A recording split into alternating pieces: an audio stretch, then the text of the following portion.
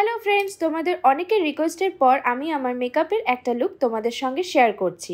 আজকে আমার jewellery live আছে, তাই আমি একটা সিম্পল এথনিক লুক ক্রিয়েট করব। তো চলো স্টার্ট করা যাক।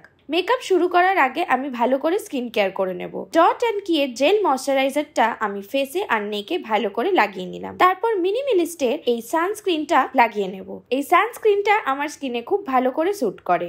আমার স্কিনটা এবার কিন্তু রেডি। তো চলো আমি মেকআপ শুরু করি। ওয়েট অ্যান্ড ওয়াইল্ডের প্যালেট থেকে আমি ডার্ক ব্রাউন শেডটা নিয়ে এই ব্রাশের সাহায্যে আমার আইব্রোটাকে আস্তে আস্তে ফিল করে নেব।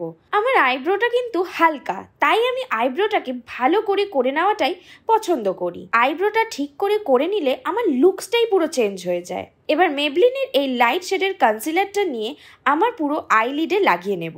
তারপরে এরকম একটা ফ্লাফি ব্রাশের সাহায্যে ড্যাব ড্যাব করে পুরোটা ব্লেন্ড করে নেব।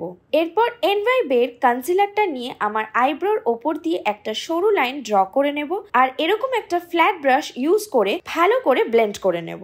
আমার পছন্দের আইশ্যাডো প্যালেটটা দিয়ে আমি আই মেকআপটা করে নেব। এই প্যালেট থেকে লাইট ব্রাউন কালারটা নিয়ে আমার চোখের ক্রিজে ভালো করে লাগিয়ে নিলাম। আমি দুটো চোখে মেকআপ একসঙ্গে করাটাই পছন্দ করি। এরপরে ডার্ক ব্রাউন শেডটা নিয়ে আউটার কর্নার থেকে আমার চোখের মিডল লিড অবধি ভালো করে অ্যাপ্লাই করে নিলাম। দেন এই শিমারি পিঙ্ক কালারটা নিয়ে ইনার কর্নার থেকে মিডল লিড অবধি লাগিয়ে নিলাম। হাইলাইটারের এই প্যালেট থেকে আমি হোয়াইট শিমারি কালারটা নিয়ে ইনার কর্নারে হালকা করে লাগিয়ে নিলাম। এতে দেখো আমার চোখটা কিন্তু বেশ ব্রাইট লাগছে। আফটার দ্যাট এনভাইবের এই আইলাইনারটা নিয়ে আমার চোখের লাইনারটা পরে নিলাম। আপাতত আমার ওপরের আই মেকআপটা কমপ্লিট হয়েছে। এরপরে ফেস মেকআপটা করার পর কিন্তু আমি কাজল ইউজ করব।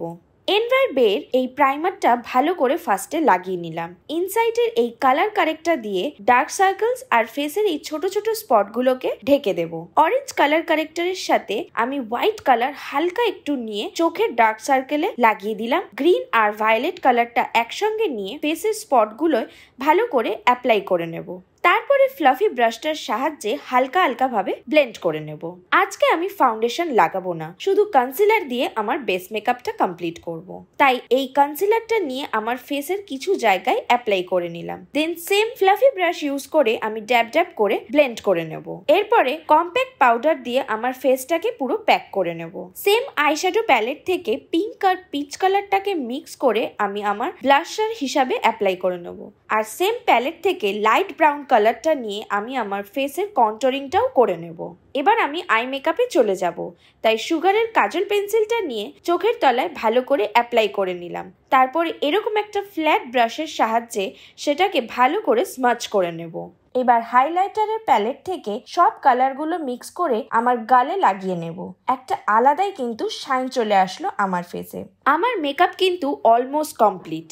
এবার এই দুটো শেডের লিপস্টিক দিয়ে আমি আমার লিপসের ওপরে খুব সুন্দর একটা কালার ক্রিয়েট করব। ফার্স্ট লেয়ারে ডার্ক ব্রাউন কালারটা লাগিয়ে সেকেন্ড লেয়ারে লাইট ব্রাউন কালারটা ঠিক মিডলে ইউজ করব। দেখো কালারটা কি সুন্দর লাগছে। আমি কিন্তু নিউড শেডের লিপস্টিক পরতে খুব ভালোবাসি। তোমাদের মধ্যে কারা নিউড শেডের লিপস্টিক পরতে পছন্দ করো অবশ্যই কিন্তু আমাকে কমেন্ট করে জানিও।